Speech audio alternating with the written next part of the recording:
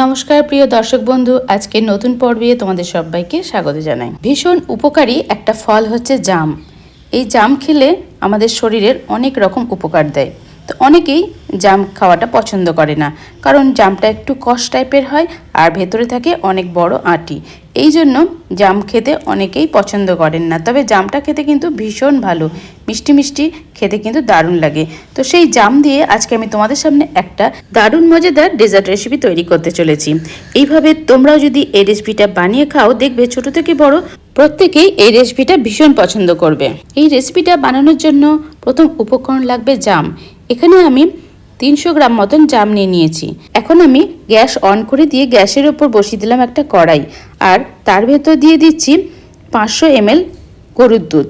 এই দুধটাকে আমি আগে থেকেই জাল দিয়ে রেখেছিলাম, একটু ঘন করেও রেখেছি। এই দুধটা একটু গরম হয়ে গেলে আমি একটা কাপেতে কিছুটা পরিমাণ গুঁড়ো দুধ নিয়ে নিচ্ছি। এখানে আমি হাফ কাপ পরিমাণের গুঁড়ো দুধ নিয়েছি। গুঁড়ো দুধটা দেওয়ার ফলে এই রেসিপিটা খেতে কিন্তু আরও টেস্টি লাগবে। তো আর দুধটাও তাড়াতাড়ি ঘন হয়ে যাবে। তো এইভাবে ওই গরম দুধটা ফুটে গেছে, আমি কড়াই থেকে সেই দুধ এই কাপের মধ্যে দিয়ে ভালো করে দুধটাকে গুলে নেব। তাহলে দেখবে বন্ধুরা, খুব তাড়াতাড়ি পাউডার দুধটা গুলে নেওয়া যায়, দলা পেকে যাবে না, একদম খুব তাড়াতাড়ি ঝটপট দুধটা কিন্তু লিকুইড হয়ে গেছে। এখন আমি এই দুধের সাথে মিক্সড করে দিয়ে আবারও কিন্তু ভালো করে ফোটাতে থাকবো। তবে দুধটা একটু ঘন করে নিতে হবে, যতটা ঘন হবে খেতে কিন্তু আরও মজাদার লাগবে। তাই আমি মাঝারি ফ্লেমেতে দুধটাকে জাল দিচ্ছি, আর এখানে 1 কাপ পরিমাণে চিনি দিয়ে দিলাম। তোমরা চাইলে মিষ্টি ভাগটা তোমাদের পছন্দ মতন চিনি অ্যাড করবে। আমি এখানে সাধারণ মিষ্টির মতনই কিন্তু 1 কাপ চিনি এখানে অ্যাড করে দিয়েছি। তারপর চিনিটা ভালো করে নেড়ে নিতে হবে আর একটু ঘন করতে হবে। তার মাঝখানে আমি আর একটা কাজ সেরে নিচ্ছি, সেটা হচ্ছে এই জামগুলো আমি একটা প্লেটে নিয়ে নিলাম। এবারে এই জামগুলো থেকে আর একটা কাজ করতে হবে, সেটা হচ্ছে জামের ভেতরে যে আটিগুলো আছে সেগুলোকে বাদ দিতে হবে। তার জন্য প্রসেস হচ্ছে একটাই, ভালো করে হাতকে পরিষ্কার করে নিয়ে এই আটিগুলো এইভাবে আলাদা করতে হবে। প্রত্যেকটা আটিকে এইভাবে ভালো করে প্রেস করে করে আটিটাকে আলাদা করে নিতে হবে, আর জামের যে অংশটা, নরম অংশটা, সেটাকে নিয়ে নিতে হবে। তো এই কাজটা করতে একটু সময় লাগবে, ধৈর্য ধরে এই কাজটা করে নিতে হবে। তবে বন্ধুরা, জাম খাওয়া শরীরের পক্ষে যেমন উপকারী, তেমনি ছোটরা কিন্তু জাম খেতে একদমই পছন্দ করে না। তাদের জন্য এই রেসিপিটা কিন্তু আইডিয়াল। ছোটরা খেয়ে বুঝতেই পারবে না যে তারা জাম খাচ্ছে। আর জামের ন্যাচারাল টেস্টটা কিন্তু এতটাই ভালো লাগে যে বলে বোঝানো যাবে না। তার জন্য অবশ্যই কিন্তু তোমাদেরকে বানিয়ে খেতে হবে। তো অবশ্যই কমেন্ট করে লিখে জানাবে যে জাম খেতে কে কে পছন্দ করো। আর এই জামের রেসিপিটা তোমাদের আশা করি খুব ভালো লাগবে। তো কথা বলতে বলতে আমার জামগুলো থেকে আটি বাদ দেওয়া কমপ্লিট হয়ে গেছে। এখানে বেশ কিছুটা কোয়ান্টিটির জামের এই নরম অংশগুলো পেয়ে গেছি। যেহেতু জামের আটিটাই অনেকটা বাদ চলে যায়, সেই জন্য খুবই কম কোয়ান্টিটির এখানে রয়েছে। তবে বন্ধুরা, চাইলে একটু বেশি জাম তোমরা ব্যবহার করবে, তাহলে এই রেসিপিটা আরও বেটার হবে। এখন আমি জামগুলোকে একটা মিক্সার গ্রাইন্ডারে দিয়ে এটাকে খুব ভালো করে পেস্ট করে নেব।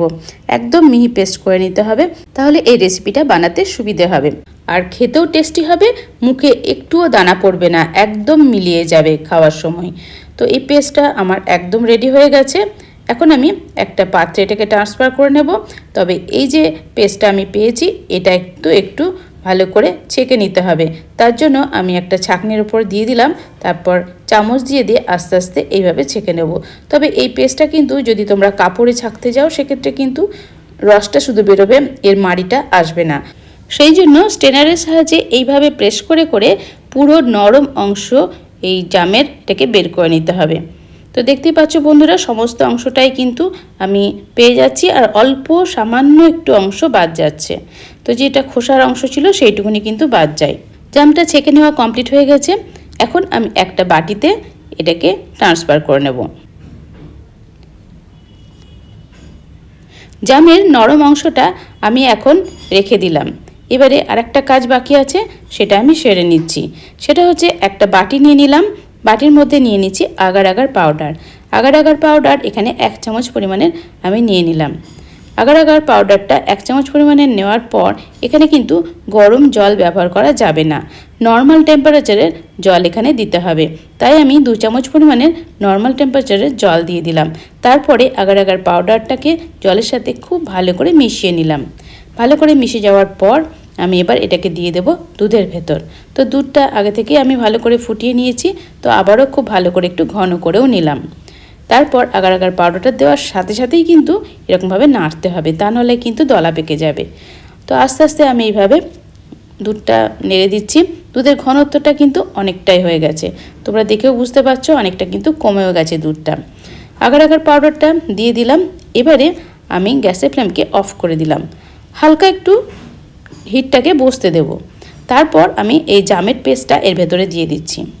জামের পেস্টটা দেওয়ার পর অনবরত নাড়তে হবে, নেড়ে নেড়ে নেড়ে দুধের সাথে খুব ভালো করে মিশে যায় সেটাকে খেয়াল রেখে মিশিয়ে নিতে হবে। এর আগের দিন আমি এই রেসিপিটা বানিয়েছিলাম, সেখানে আমি অনেকটা কোয়ান্টিটির জাম দিয়েছিলাম, তার কালারটা কিন্তু দুর্দান্ত হয়েছিল। তো আজকে একটু জামের কোয়ান্টিটিটা কম হয়ে যাওয়ার জন্য একটু কালারটা লাইট কালার হয়ে গেছে, তো তোমরা একটু বেশি পরিমাণে জাম ব্যবহার করবে। আমি এখানে কোনো ফুড কালার ব্যবহার করছি না, একদম ন্যাচারালি আমি এই রেসিপিটা বানাতে চাইছি, সেই জন্য একটু কালারটা লাইট হয়ে গেছে। তোমরা চাইলে একটু ফুড কালারও ব্যবহার করতে পারো। তো এটা আস্তে আস্তে ভালো করে নেড়ে দিলাম, নাড়তে নাড়তে বেশ ভালো মতন মিশে গেছে। এবার একটা মোল্ডে ট্রান্সফার করে দেবো। এই পাত্রটার মধ্যে ঢেলে দেওয়ার পর একটু ড্যাব ড্যাব করে নিতে হবে, ফাঁকা জায়গায় সমস্তটা যেন সমানভাবে ছড়িয়ে যায়। তারপর আমি 3-4 ঘন্টা ওয়েট করব ঠান্ডা হওয়ার জন্য। তো আমি এটা এখন রেখে দিচ্ছি। এবার এটা আমি ঠান্ডা হওয়ার জন্য রেখে দেবো। 3-4 ঘন্টা পর কিন্তু আমি আবার ফিরে আসব। আমি এখন 3-4 ঘন্টা পর ফিরে এসেছি, একদম ঠান্ডা হয়ে গেছে। আমি রেফ্রিজারেটরেও রাখিনি, বাইরেই ছিল। দেখে নাও বন্ধুরা কতটা সুন্দর এই পুডিংটা জমে গেছে। এবারে ঢালার পালা। এবার তোমাদের সামনে দেখাবো কতটা নরম তুলতুলে এই রেসিপিটা তৈরি হয়েছে। এই জামের এই ডেজার্ট রেসিপিটা খেতে এতটা মজাদার হয়, মুখে দিলেই মিলিয়ে যায়। তো তোমরা দেখতে পাচ্ছ কতটা সফট, কতটা সুন্দর লাগছে দেখতে। এটার জন্য তোমরা যদি ডেকোরেশন করতে চাও তাহলে সেক্ষেত্রে কিন্তু একটু কাজ করে নিতে পারো। সেটা হচ্ছে কিছুটা পরিমাণের চিনি নিয়ে নেবে। চিনিটাকে বেশ ভালো করে গুঁড়ো করে নিতে হবে। এই যে আমি এখানে 2 চামচ পরিমাণে চিনি নিয়ে নিয়েছি। এবার আমি এই চিনিটাকে মিক্সার গ্রাইন্ডারে দিয়ে দিচ্ছি। এখন আমি চিনিটাকে গুঁড়ো করে নেব। তোমরা এই চিনিটাকে গুঁড়ো করার সময় একটু হাফ ডাস্ট করে নেবে, তাহলে কিন্তু জিনিসটা আরও বেশি ভালো হবে। চিনিটা গুঁড়ো করে নেওয়া আমার কমপ্লিট হয়ে গেছে। এই যে এরকমভাবে আমি চিনিটা গুঁড়ো করে নিয়েছি। এই চিনিটাকে এখন আমি একটা বাটিতে ঢেলে নেব। তবে এই টোটাল চিনি গুঁড়োটা কিন্তু আমার লাগবে না, বাকিটা আমি শিশিতে ঢেলেই রাখবো। পরবর্তী কোনো রেসিপি বা কোনো কিছুতে এটা লেগে যাবে। তো এই চিনিটা এবার আমি কাজে লাগাবো। দেখো বন্ধুরা, যে পুডিংটা বানিয়েছি তার উপরে ছড়িয়ে দিতে হবে সমানভাবে। তার জন্য তোমরা হাত দিয়েও ছড়াতে পারো। দেখতে পাচ্ছ পুডিংটা কতটা সফটি হয়েছে, একদম তুলতুল করছে, যেখানে ধরা হচ্ছে সেখান থেকেই যেন দেবে যাচ্ছে। তো এবার আমি একটা ছাঁকনির ওপরে নিয়ে এইভাবে চারিদিকে চিনি গুঁড়োটাকে ছড়িয়ে দেবো। তো আস্তে আস্তে চিনি গুঁড়োটা ছড়িয়ে দিলে দেখতেও বেশ ভালো লাগবে আর খেতেও দারুণ মজাদার লাগে। আর ছোট ছেলেদের, বাচ্চাদের এরকম ডেকোরেশন করে দিলে তারা তো ভীষণ খুশি হয়। সেই জন্য একটু ডেকোরেশন করে দেবে, তাহলে কিন্তু দারুণ লোভনীয় লাগবে জিনিসটা। এই পুডিংটা তোমরা ফ্রিজের মধ্যে রেখে দেবে, ঠান্ডা ঠান্ডা খেতে কিন্তু খুবই ভালো লাগে। তো আমি টোটাল কাজটা কমপ্লিট করার পর ফ্রিজে ঢুকিয়ে রাখবো। তারপরে আমি সবাইকে পরিবেশন করব। তার আগে তোমাদের সামনে এটা দেখিয়ে দিচ্ছি, এইভাবে তোমরা ডেকোরেশনটা করে নেবে, তাহলে বাড়ির বাচ্চারা ভীষণ খুশি হবে। তারা খুশি মনে এটাকে কিন্তু খেয়ে নেবে। এবারে আমার এইভাবে চারিদিকে চিনিটাকে ছড়িয়ে দেওয়া কমপ্লিট হয়ে গেছে। তো আস্তে আস্তে চারিদিকে ছড়িয়ে দেওয়ার পর এবার কাটার পালা। কেটে দেখাচ্ছি কতটা নরম তুলতুলে হয়েছে। দেখো এতটাই নরম, আমাকে ছুরিটা কিন্তু বসাতেই হচ্ছে না, আস্তে করে ধরলেই কিন্তু কুটকুট করে কেটেও যাচ্ছে। এতটাই নরম আর তুলতুলে হয়েছে, আর এটা খেতে এতটাই টেস্টি হয়েছে যে বলে বোঝানো যাবে না। জামের যে ন্যাচারাল টেস্টটা সেটা কিন্তু এর সাথে রয়ে গেছে। এই যে দেখতে পাচ্ছ বন্ধুরা, একদম নরম তুলতুলে। যে হাতে দিয়েছি একদম সফটি সফটি। এটাকে আমি চামচে করে কেটেও দেখাচ্ছি। দেখো কতটা সুন্দর লাগছে, আর খেতে তো অসাধারণ হয়েছে।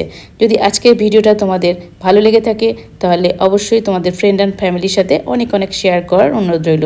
যদি নতুন বন্ধু হয়ে থাকো তাহলে অবশ্যই আমার চ্যানেলটিকে সাবস্ক্রাইব করে নোটিফিকেশন ডান করে আমার পাশেই থেকো। ভিডিওটা দেখার জন্য তোমাদেরকে অসংখ্য ধন্যবাদ। ছোট্ট করে একটা লাইক করে দিও আর কমেন্ট করে লিখে জানিও তোমাদের কেমন লেগেছে। নেক্সট টাইম চলে আসবো নিত্য নতুন ভিডিওর সাথে। তোমরা বাড়িতে থাকো, সুস্থ থাকো, নিজের খেয়াল রেখো, পরিবারের খেয়াল রেখো। Tata, bye bye.